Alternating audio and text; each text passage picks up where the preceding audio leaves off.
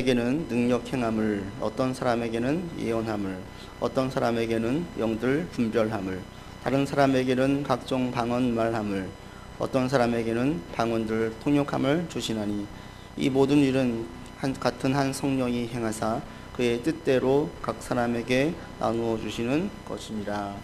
아멘. 최근에 한동일 교수님이 쓴 라틴어 수업이라는 책을 읽었습니다.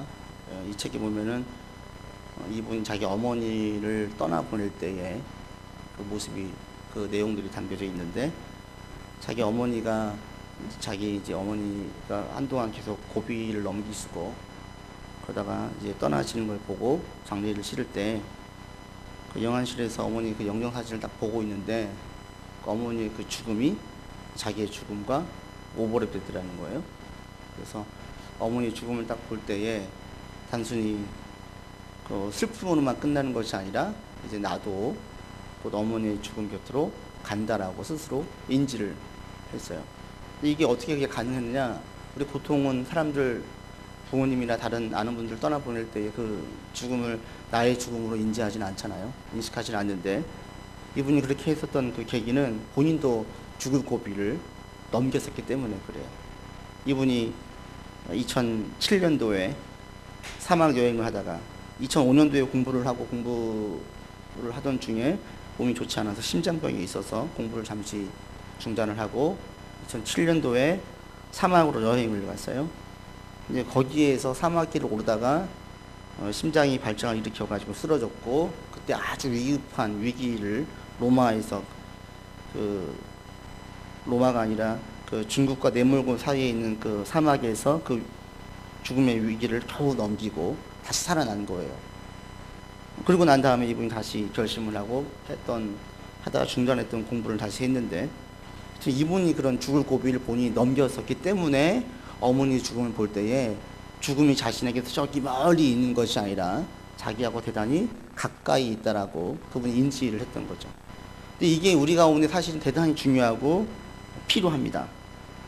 우리는 죽음을 볼 때, 다른 사람들을 죽음을 볼 때에 그건 나하고는 가까이 없다고, 상관이 없다라고 생각하는 경향이 있고, 젊을수록 그런 생각을 더 많이 하고 건강할수록 그런 생각을 더 많이 하죠.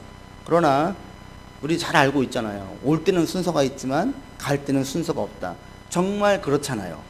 그럼에도 불구하고 우리는 그 죽음은 나하고는 상관이 없다라고 생각을 해요. 근데 그렇지 않습니다. 모든 사람들은 전부 다 인생길을 갈 때의 그 끝은 다 똑같다라는 거예요. 그 끝은 뭐예요? 죽음이라는 문이 있어요. 죽음이라는 문을 열고 날 때에 우리는 분명히 믿고 있죠.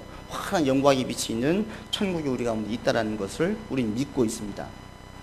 그래서 우리는 그 인생길을 다시 한번, 여러분 새해를 올해 시작할 때에 내가 지금 살고 있는 것이 단순히 뭐 하루하루를 사는 것이 아니라 저 죽음이라는 문을 향해서 인생길을 걸어가고 있다. 왜 새해부터 죽음에 대한 이야기를 하느냐?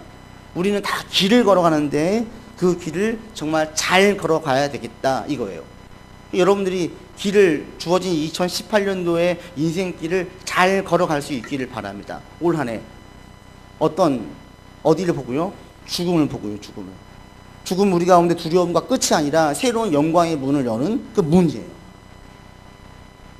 그럴 때 우리가 이 길을 걸어갈 때에 인생길을 이렇게 우리가 죽음을 인지를 하고 그 죽음이 나하고는 먼 것이 아니라 가까이 있음을 고백을 하면서 우리가 나가면, 우리가 지금 살아가는 이 인생길이 2018년도 1월 14일 이 오늘이, 그리고 오늘 한 해를 내가 뭘 가지고 어디에 더 중요하게 여기고 살아가야 될지를 조금 더 분별할 수 있게 되는 거죠.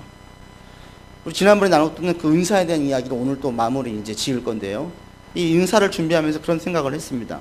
우리가 인생길을 살아갈 때 정말 무엇이 중요하고 무엇이 필요하고 내가 지금 무엇을 가지고 인생길을 살아가야 될까? 그것을 오늘 은사를 나누면서 다시 한번 제가 깨닫게 되었어요.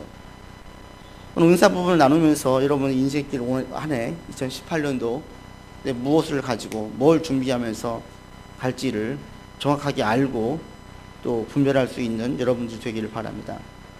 먼저 한번 쭉 보시죠. 우리 지난번에 나눴던 그 12장에 오늘 우리는 이제 10절을 나누겠지만 그 전에 나눴던 말씀이 8절부터 있죠. 지혜의 말씀, 지식의 말씀, 그 다음에 믿음, 또 병 고치는 은사. 그러고 난 다음에 오늘 5가지를 나눕니다. 이 고린도전서 12장에서 총 9가지의 은사가 나누는데, 그 중에 지혜의 말씀은, 이 지혜의 은사라는 것은 쉽게 말하면 통찰력이라고 했습니다. 하나님의 시각으로 이 세상을 바라보는 안목을 가지는 거죠. 그래서 이 지혜의 말씀, 지혜의 은사를 여러분들이 사모해야 되는데, 왜냐하면 지혜의 은사가 내게 있어야 인생의 큰 물줄기를 바로 보고 갈 수 있기 때문에 그렇죠. 하나님의 시각으로 보니까 큰 그림에서 지금 작은 골목길을 이야기하는 것이 아니라 큰 길을 향해 말씀을 드리는 거예요. 큰 길을 갈 때 어느 방향이냐를 정확히 알 수 있는 게 바로 지혜의 은사예요. 지금 내 인생길이 잘 가고 있느냐, 아니면 잘못된 방향으로 가고 있느냐, 이것들을 우리가 알 수 있는 게 지혜의 은사입니다. 그래서 우리 가운데 지혜의 은사가 필요하죠.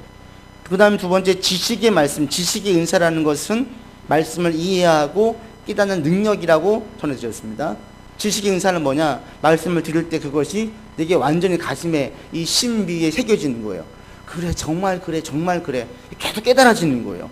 이것은 세상적인 머리 똑똑하고 이해력이 뛰어난 사람들이 이걸 받아들이는 것이 아니라, 이것도 은사라고 말씀을 드리는 이유는 세상적인 지능, 능력과는 상관이 없기 때문에 그렇죠. 마음에 받아들이는 것은 하나님이 주셔야 돼요. 그래서 우리가 들을 귀가 있어서 들어야 되고, 가슴에 새겨야 되고, 이것들이 우리 가운데 계속 있어야만 됩니다. 왜? 이 지식의 은사가 그 다음에 이어지는 믿음의 은사와 연결되기 때문에 그렇죠. 믿음의 은사는 우리 가운데 절대로 필요합니다. 왜냐하면 이 세상을 우리가 살아갈 때에 이 세상의 일들이 우리 예상대로 되지 않아요. 또 우리 모두가 다 삶의 시련을 겪게 되어집니다. 이것들을 이겨낼 수 있는 큰 은사가 바로 이 믿음의 은사죠. 어떤 경우에도 흔들리지 않는, 어떤 결과와 어떤 눈에 보이는 상황에 대하여서도 전혀 하나님 말씀을 의심하지 않는. 그래서 지난번에 제가 말씀을 드릴 때에 삶에 큰 굴곡이 있었던 분들 가운데에 신실한 분들은 얼굴이 환하다라고 말씀을 드렸어요. 그 이유는 믿음 안에서 주어지는 기쁨과 하나님께서 주시는 기쁨과 감사가 삶의 시련을 이겨낼 수 있기 때문에. 어떤 분들은 삶에 눌리다 보니까 얼굴이 찌그러져 있는 거죠. 그러나 삶을 이겨내는 기쁨과 감사가 있으면 얼굴이 밝아질 수밖에 없어요. 이 믿음의 은사가 있는 분들은 점점점 이렇게 삶의 힘들고 어려운 부분들을 신앙으로 이겨내는 거예요. 그래서 우리 가운데는 믿음의 은사가 필요하고, 이 믿음의 은사를 우리 가운데 내 거로 삼기 위해서는 그 전제가 지식의 말씀으로 가야 할 수밖에 없는 거예요. 계속 들려야지 믿음이 흔들리지 않고 가기 때문에. 그 다음 지난번에 마지막 말씀드렸던 치유의 은사, 이거는 병 고치는 은사입니다. 이걸 제가 말씀드릴 때 한 가지 꼭 포인트 찝었던 것은, 치유의 은사는 믿음이 성숙하지 않아도 받을 수가 있더라. 그러나 믿음의 은사는 신앙이 성숙해야만 받을 수가 있다. 그래서 믿음의 은사와 치유의 은사 중에서 어떤 은사가 훨씬 더 좋고 우리 가운데 영향력이 있고 힘이 있는 은사냐? 이것은 믿음의 은사라고 말씀을 드렸습니다.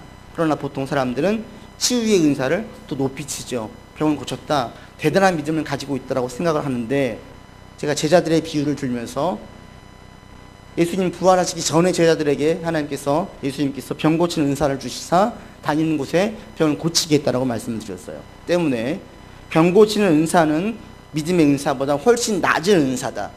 신앙이 성숙하지 않아서 병 고치는 은사를 가질 수가 있다라고 말씀드렸습니다. 이것들을 여러분들 확고하게 분명하게 분별을 하셔서, 어떤 분이 뭐 치유의 은사가 있다, 너무 거기에 현혹당하지 마시고 너무 대단하게 보지 말라는 거예요. 그리고 오늘 나누어질 은사가 능력 행함의 은사예요. 5번째 나누는 능력 행함. 이것은 그 기적이라고 하는 듀나미스의 복수형이에요. 그러니까 많은 기적들인데, 이것은 치유의 은사보다도 훨씬 더 포괄적이고 광범위한 은사를 말해요. 그러니까 초월적인 역사가 있는 것들. 가장 쉬운 예로 사도행전 5장에 나와 있는 아나니아와 삽비라가 초대교회 가운데 성령을 속여요.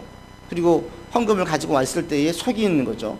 많이 가지고 왔냐 적게 가지고 왔냐, 이게 중요한 게 아니라 성령과 하나님을 속이는 것이 중요한. 초대교회 가운데 강한 성령의 역사가 있어서 막 그 은혜 가운데 가는데 순전하게 가고 있는데 그 가운데 죄가 들어오는 거죠. 그때에 베드로가 명령을 하자 아나니아가 그 자리에서 즉사를 해요. 삽비라가 또 그 자리에서 즉사를 해요. 이것은 인간적인 능력이 아닌 거예요. 하나님께서 말씀으로 세상을 창조하신 것처럼 베드로 입에서 나오는 그 말에 하나님의 권위와 능력이 덧입혀져 가지고 생명이 죽는 거예요. 이 자리에서 누군가에게 떠나가라 하자 그 사람이 죽어버리는 거예요. 이게 베드로에게 사역 가운데에서 일어났어요. 이게 바로 능력 행함의 은사예요. 그러니까 이런 은사는 흔히 있지도 않고 아무에게나 있지도 않고 또 주관적으로 자기 기분에 의해서 나온다고 되는 것도 아니에요.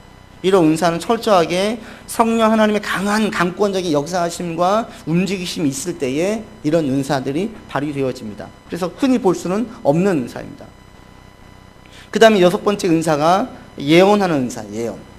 이 예언하는 은사를 우리는 보통 미래에 대한 예지로 생각을 하기 쉬운데 바울은 그렇게 이야기하지 않습니다. 14장에 가면은 예언의 은사를 또 한 번 이야기하는데 쭉 설명할 때 예언의 은사를 왜 교회적으로 중요하게 여기냐면 이 예언의 은사가 교회의 덕을 세우는 일과 직결되기 때문이라고 이야기해요. 그러니까 교회를 건강하게 하고 하나 되게 만드는데 가장 중요한 은사가 뭐냐? 그럴 때 예언의 은사라고 이야기를 해요.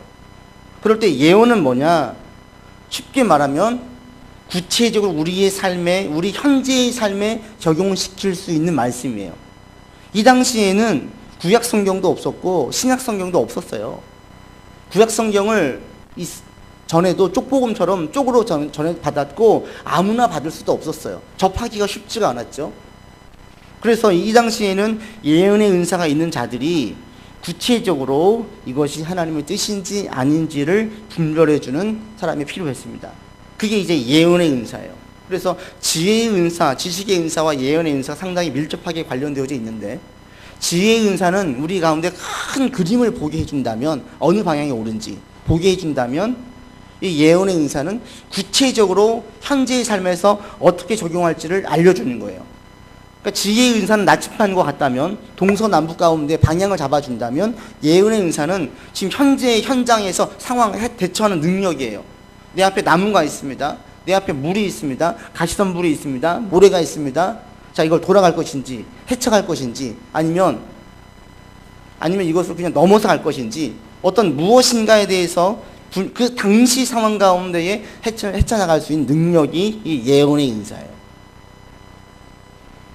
그래서 이 부분들을 여러분이 좀 분별하실 수 있기를 바라고, 보통 예언의 은사를 미래에 일어날 일들을 예측하는 것으로 자꾸 이렇게 제안하는 분들이 있는데 이런 경우도 성경에 있어요. 그러나 극히 극소수이고 이렇게 이해하는 예언의 인사들은 전부 다 개인적인 길흉화복과는 아무 상관이 없었어요.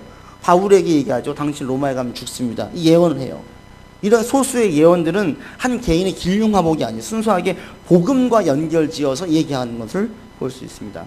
그리고 보편적인 이 예언의 은사라는 것은 우리 구체적인 삶에 적용할 수 있는 능력이구나. 이게 예언의 은사라고 이해하시면 됩니다. 이것이 이제 교회 가운데는 꼭 필요하죠. 개인에게도 꼭 필요하죠. 이 예언의 은사가 있어야 내 삶에 겪는 크고 작은 문제들을 어떻게 헤쳐나갈 수 있는지를 알게 되기 때문에. 그 다음에 8번째가 영분별입니다.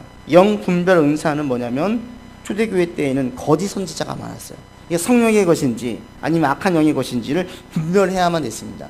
근데 이것도 가장 큰 이렇게 이 영분별의 은사가 필요한 가장 큰 이유는 그 당시에 성경이 없었기 때문에 그래요. 하나님 말씀의 근거에서 보면은 인지 아닌지를 구별할 수 있는데 당시에 기록된 말씀이 없었기 때문에 영분별의 은사가 필요했어요. 그리고 8번째와 9번째인 방언과 방언 통변의 은사는, 방언은 오늘날 우리 한국교회에서 많이 하고 있죠.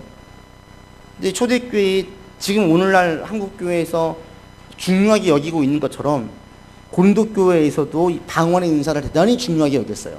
그래서 14장에 가면 방언의 은사에 대해서 다시 한번 이야기합니다. 그럴 때 방언의 은사가 두 가지로 나누어져요.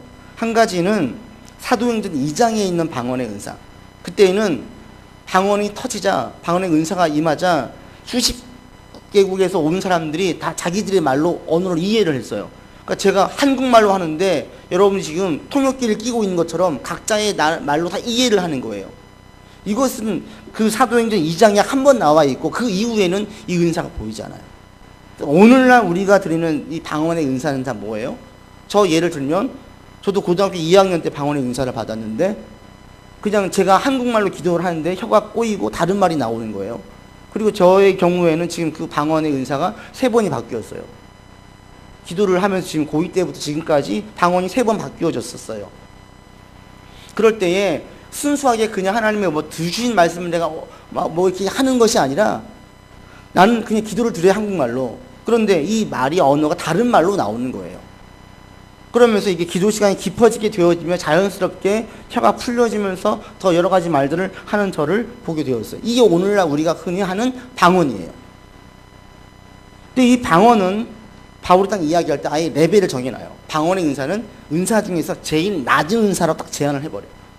절대 높은 은사가 아니에요. 그렇게 한 이유는 고린도 교회가 이 방언의 은사를 가지고 너무나 크게 보고 있기 때문에. 그런데 이게 지금 한국 교회도 그렇잖아요. 방언의 은사를 너무 크게 보고 있어요. 너무나 많은 에너지를 쏟아서 방언의 은사를 받으려고 해요. 근데 바울은 방언 은사를 받으려고 힘쓰지 말라는 거예요. 더 중요한 은사가 있다라는 거죠. 그게 뭐겠어요? 오늘 제가 말씀드린 이 은사들 가운데 지금 우리에게 더 중요하고 더 강력한 힘이 있는 은사가 뭐예요? 가볍게 봐도 지혜의 은사, 지식의 은사, 또 믿음의 은사, 예언의 은사, 이런 것들은 여러분들에게 절대적으로 필요해요. 9가지를 딱 정리할 때 방언 통변은 방언을 정말 통역하는 은사이기 때문에 9가지를 딱 정리해 보면 내가 사모할 은사가 무엇인지가 확실하게 딱 정리가 되어져요. 여러분들은 이 9가지 은사 가운데에서 지혜의 은사와 지식의 은사와 믿음의 은사와 이 예언의 은사를 사모하시기 바라요. 그리고 이 은사가 여러분의 것이 되기를 바랍니다. 지혜의 은사가 있는 분들은 방향의 큰 그림을 잡아요. 누구를 만날 때 그 사람의 인생 이야기를 들을 때에 이 사람이 지금 구체적인 상황의 문제는 내가 모르겠지만 큰 그림 가운데에서 잘 가고 있는지 아니면 하나님과 점점 멀어지고 있는지가 환히 보이는 거예요. 그러면 이 방향에 대해서 우리가 확실하게 알게 되어지죠. 그렇기 때문에 잘못된 길로 가고 있으면 그 사람이 지금 아무리 부귀 영화를 누리고 있어도 전혀 부럽지가 않아요. 오히려 안타까운 마음이 생겨요. 지혜의 은사가 있는 분들은 그래요. 세상적으로 막 성공을 하고 있는데 지혜의 은사가 있어서 보니까 이 사람이 지금 세상적인 성공과 함께 죄가 더 더불어서 많아지는 삶을 살고 있다. 부럽지가 않은 거죠. 안타까운 거죠. 지혜의 은사는 우리 가운데 방향의 인생의 큰 그림을 그리게 해줍니다. 그래서 우리 가운데에 지혜의 은사가 절대 필요해요. 여러분들 하나님께 기도할 때 지혜의 은사를 달라고 기도하세요. 그 다음에 지식의 은사와 믿음의 은사는 사실은 같이 가요. 여러분 믿음의 은사를 구하세요. 하나님 제게 강한 믿음을 주셔서 어떤 현실과 어떤 어려움과 어떤 시련 앞에서도 제가 눈물로 하루를 짓거나 한숨으로 하루를 마감하는 일이 없게 해주십시오. 눈물과 한숨을 뛰어넘을 수 있는 믿음으로 통한 기쁨과 감사가 저의 삶을 다 사로잡아가지고 저의 생각, 저의 감정, 내 모든 삶을 사로잡으면 우리 눈이 밝아지니까 인상이 펴지니까 어려운 문제들을 똑같이 헤쳐나가도 믿음의 은사가 있는 분들은 이 어려운 문제를 통해서 믿음이 더 강해져요. 믿음의 은사가 없는 분들은 이 시련이 올 때에 회의에 빠져요. 또 절망해요. 의심해요. 또는 대단히 시니컬해지고 냉소적으로 바뀌어져요. 그래서 우리 가운데는 믿음의 은사가 절대로 필요합니다. 여러분들 믿음의 은사를 달라고 기도하세요. 올 한 해 문제가 없이 평온하게 해달라고 기도하지 마시고 올 한 해에도 우리 가운데에는 크고 작은 여러 문제가 있을 것인데 그 문제들을 강단 있게 이겨낼 수 있는 담력, 담대함, 이것이 바로 믿음의 은사. 하나님 저에게 믿음의 은사를 주십시오. 근데 이 믿음의 은사를 받기 위해서는 지식의 은사가 반드시 동반되어요. 선행되어야 됩니다. 왜? 계속 내게 들려줘야 돼요. 그래, 하나님뿐이구나. 정말 예수님께서 온 인류를 구원하셨구나. 하나님이 천지의 창조주이시구나. 전능자이시구나. 계속 내 가운데 들려줘야지 내가 하나님 의지하고 나가죠. 결국은 말씀대로 되는구나. 이걸 내가 계속 마음에 이 새겨져야지 내가 세상에 그 어떤 힘 있는 것보다도 하나님 말씀을 더 높이 두고 나가죠. 그래서 지식의 은사가 우리 가운데 있어야 자연스럽게 이것이 믿음의 은사로 이어지기 때문에 여러분들이 이제 오늘부터 다시 기도할 때 하나님 저에게 지혜의 은사를 주십시오. 믿음의 은사를 주십시오. 지식의 은사를 주십시오. 기도하십시오. 그리고 또 한 가지는 예언의 은사예요.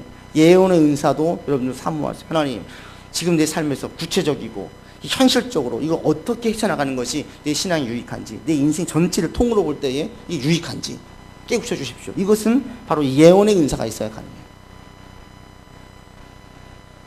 그래서 오늘부터 여러분 이따 그 마지막 기도하실 때 하나님 저에게 지혜의 은사와 지식과 믿음의 은사와 예언의 은사를 주십시오라고 기도하십시오.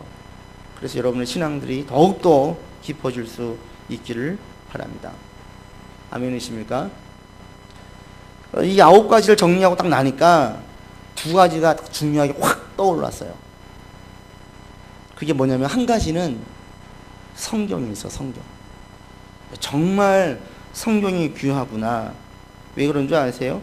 지혜, 지식, 믿음, 예언이 다 성경과 밀접하게 관련되어져 있어요. 성경을 모르면 이걸 알 수가 없는 거예요. 그리고 그 당시에 이 영분별의 은사도 사실은 성경 말씀을 접할 수 없었기 때문에 필요한 거예요. 오늘날처럼 여러분들이 지금 이 성경을 접하는 것처럼 손쉽게, 그리고 이 풀어내어진 이 성경책을 가지고 있는 것이 우리에게 얼마나 귀한지를 몰라요. 제가 이 은사를 이 9가지를 다시 한번 정리하면서 이게 확 다시 한번 다가왔어요. 정말 귀하구나. 여러분들 지금 내가 가지고 온 이 성경책이 얼마나 귀한지, 이 보기가 얼마나 어려웠던 책이었었는지를 여러분들이 좀 알았으면 좋겠습니다. 이게 신구약이 정경화 되어진 것이 얼마 안 돼요. 초대교회 때는 구약이 이제 90년도에 정경이 되었고, 신약이 정경되어진 것은 382년이었어요. 그 다음에 구약과 신약이 완전히 그리스도 교회의 정본, 카논으로 확립이 된 것은 397년이었어요. 그리고 오늘날 우리가 성경을 접하게 된 것은 인쇄술의 발달로 이 성경을 접하게 되었기 때문에 정말 얼마 안 돼요. 그리고 여기에는 얼마나 많은 설명들이 들어가 있습니까? 근데 초대교회 때에는 이 성경을 구할 수가 없기 때문에 교회 가운데 많은 문제가 있었어요. 개인 삶에서도 많은 문제가 있었어요. 그래서 이것들을 쭉 은사들 정리하고 나니까 정말 이 은사를 받을 수 있는 가장 기본적인 툴은 뭐냐? 결국은 성경이에요. 성경. 그래서 여러분 구체적으로 올해 다양한 계획들을 세울 것인데 제발 하루에 한 장씩이라도 매일 성경을 보려고 하세요. 매일. 무슨 내용인지 몰라도 괜찮아요. 그러면 성경을 매일 보다 보면 이 성경 자체가 하나님 말씀이기 때문에 이 말씀이 내게 살아서 말씀하셨어요. 내게 살아서. 때로는 내 감정으로, 때로는 내 이성으로, 때로는 내 삶의 어떤 문제에 터치해 주세요. 그러다가 이 성경이 어느 순간 이 성경의 말씀이 이 전체적으로 내 삶을 압도해 버려요. 그럼 그 다음부터는 작은 부분의 적용이 아니라 내 삶의 전체 적용이 되어져요. 그러면서 자연스럽게 지혜의 은사와 지식의 은사와 믿음의 은사와 예언의 은사가 내 가운데 쏟아지기 시작하는 거예요. 그래서 이런 성경적인 은사를 가지고 있는 사람들 공통점 첫 번째는 말씀을 사랑한다는 거예요. 그러니까 존 버닝이 쓴 그 철로 역정의 크리스찬, 주인공이 크리스찬이 신앙길을 걸어갈 때 두 다리가 말씀과 기도였잖아요. 말씀은 우리 가운데 절대예요. 이 4가지 은사를 여러분들 가지십시오라고 얘기하고 보니까 결국 그 시작은, 출발점은 성경이더라고요. 여러분 이 성경책이 얼마나 귀한지 알고 계세요? 우리 너무나 간과해요. 그 좋은 예가 물이에요. 물. 우리가 물을 마실 때 여러분들 물이 귀합니까? 우리 물은 절대예요. 그런데 해외에 나가보면 좀 물이 귀해요. 왜? 가보니까 물을 다 돈 주고 사서 먹어야 돼요. 그러나 물이 흙탕물을 마시는 사람들 그 나라에 가면 물은 절대로 귀하죠. 성경을 지금도 자기 나라 언어로 가지고 있지 못한 민족이 얼마나 많고 성경 말씀을 쉽게 구할 수 없는 민족이 얼마나 많은지, 그 다음에 이 성경을 풀어내가지고 이렇게 많은 주석들이 달려져가지고 읽기 쉽게 기록된 성경을 가지고 있는 나라는 극소수라는 사실을 여러분 알고 계십니까? 근데 우리는 너무 쉽게 돈 몇만 원 성경책을 살 수 있다 보니까 이게 얼마나 귀한지를 잘 몰라요. 저는 교회 창립하면서부터 해마다 한 번씩 성경 한 번씩 읽자. 그래서 가능하면 제 신앙의 나이만큼 성경을 읽으려고 생각을 하고 매번 읽고 있습니다. 여러분들도 올해 매일 성경을 읽는 것이 여러분 습관화 되었으면 좋겠습니다.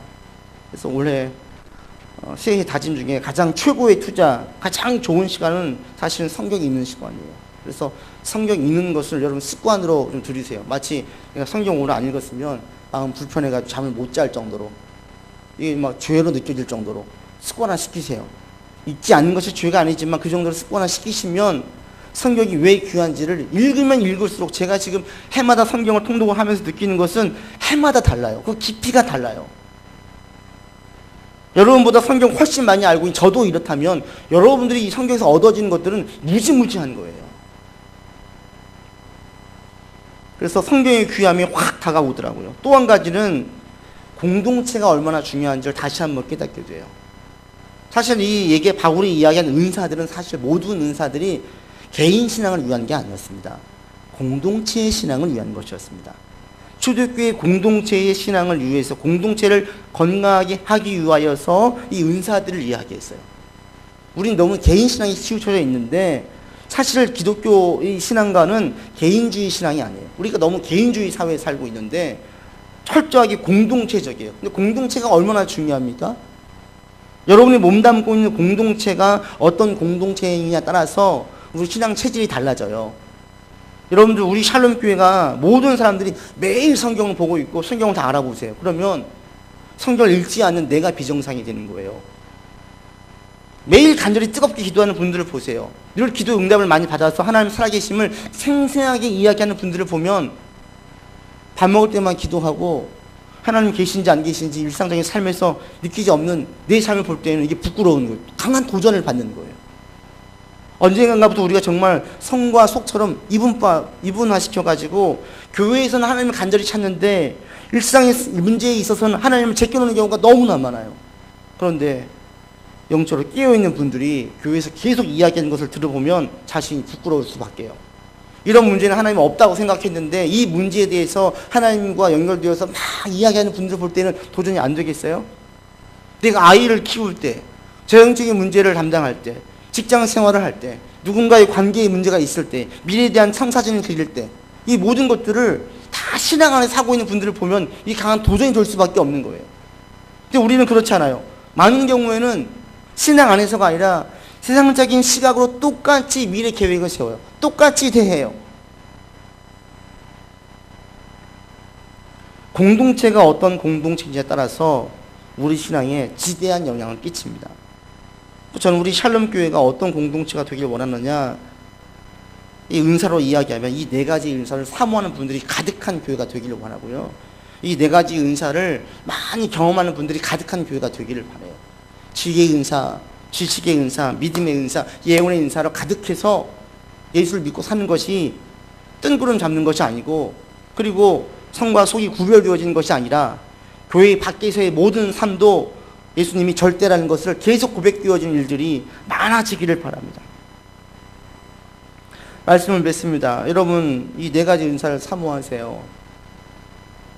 지혜의 은사는 우리의 큰 그림과 방향을 잡아줍니다. 그러면서 지금 내 인생길을 잘 가고 있는지 여러분 한번 물어보십시오. 지금 여러분 올해 몇이세요? 연세가, 나이가 어떻게 돼요? 그 내 인생길 지금 잘 살아왔습니까?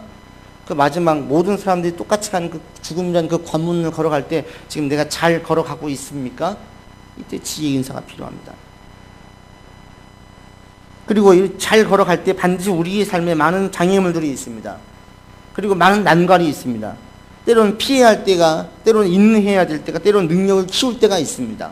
이게 바로 예언의 은사예요. 여러분 지금 어떤 시기입니까? 인내해야 할 때예요? 아니면 피할 때예요? 아니면 능력을 키울 때예요? 잘 분별하세요. 신앙 안에서 어떤 것이 유익한지 잘 분별하셔가지고 헤쳐나가셔야 됩니다. 이런 은사가 여러분들 가운데 반드시 있기를 바랍니다. 그리고 이렇게 헤쳐나갈 때에 장애물과 난관 앞에서 이것들 가운데에 넉넉히 이기기 위해서는 이 믿음의 은사가 있어야 돼요. 올 한 해 여러분 넉넉히 이기시기를 바랍니다. 넉넉히 이길 수 있기를 정말 바랍니다. 그럴 때 가끔씩 힘들고 어렵고 절망이 오고 눈물이 지어지면 하나님께 기도하세요. 하나님 저에게 믿음의 은사를 주십시오. 더 강한 믿음을 주십시오. 그러면 자연스럽게 이게 지식의 은사로 이어지죠. 하나님 제게 지금 말씀해 주십시오. 지금 제 현실 가운데에서 가장 필요한 말씀을 저에게 들려지게 해 주십시오. 들려져야 돼요. 왜 안 들려져요? 우리 양심이 무디어지니까, 죄가 우리의 귀를 가려버리고 눈을 가려보니까 안 보이고 안 들리는 거예요. 하나님은 계속 말씀하고 계시는데 내가 안 들려요. 안 보여요. 바울이 이야기합니다. 죄 때문에 그렇다는 거예요. 죄 때문에. 많은 재리와 많은 걱정거리가 우리의 눈을 가려버리기 때문에 그렇다는 겁니다. 많은 문제들이 내 모든 영적인 것을 다 가려버렸어요. 내 삶에 있는 많은 문제들 너무 씨름하다 보니까 영적인 것이 자꾸 뒤로 물러나는 거죠. 삶의 시련과 어려움 앞에서 넉넉히 이겨낼 수 있기를 바랍니다. 그러기 위해서는 믿음이 필요해요. 그리고 결국에 이걸 하고 보니까 지금 가장 먼저 할 게 바로 뭐냐면 성경이에요. 성경을 펴서 읽어야 돼요.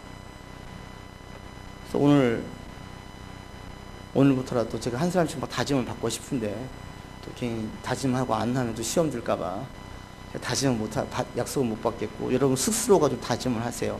매일 한 장씩이라도 읽자. 성경 한 장 있는데 지금 저희 아이들도 새 아이도 성경을 읽고 있어요.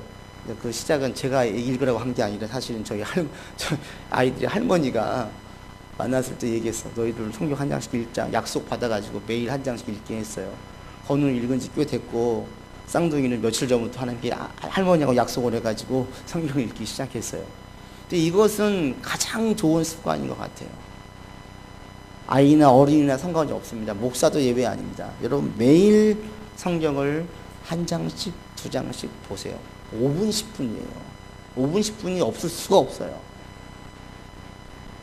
그래서 성경을 통해서 이 성경이 얼마나 귀한지, 여러분이 성경을 접하는 자체가 얼마나 귀한지를 한 번 더 다시 새삼 실감을 하시고요. 그 가운데 매일매일 성경을 읽어나갈 수 있기를 바랍니다. 그리고 또 한 가지, 자연스럽게 공동체에 대한 기도가 나옵니다. 우리 샬롬교회 정말 귀한 공동체입니다. 여러분 우리 교회가 하나님 보시기에 바르게 건강하게 서갈 수 있도록 기도해 주십시오. 샬롬교회가 든든히 서가는 것이 여러분에게도 절대 유익입니다. 교회가 건강해야 여러분 가운데 신앙적으로 건강한 것들이 계속 발산되어져서 건강한 영향을 받기 때문에 그렇습니다. 또한 여러분 가정이 건강하게 서기를 또 기도하세요. 우리 가정이 건강해야 여러분 일상의 삶이 평온합니다. 또 더 크게는 대한민국을 위해서 꼭 기도해 주십시오. 나라가 안정적이어야 우리의 삶의 평안 가운데의 신앙생활을 바르게 할 수 있기 때문에 그렇습니다. 기도하겠습니다. 하나님, 우리 가운데에 성령의 은사를 허락하여 주십시오. 특별히 지혜와 지식과 믿음과 예언의 은사는 우리 예배드리는 모든 식구들에게 다 임하여지기를 간절히 원합니다. 하나님, 우리 샬롬의 모든 식구들에게 이 네 가지 은사를 다 주셔서 우리가 이 믿음의 은사, 지혜와 지식의 은사, 예언의 은사를 가지고 이 땅에서 인생길, 신앙의 길을 잘 걸어갈 수 있도록 인도하여 주시옵소서. 하나님, 또 이 은사를 받기 위한 첫 출발이 바로 성경이었습니다.